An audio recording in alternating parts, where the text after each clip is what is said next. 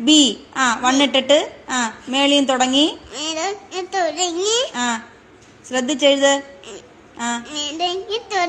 ഇവിടെ മുട്ടിക്ക്. മുട്ടിക്കണം. മുട്ടിക്ക്. മുട്ടിക്ക്.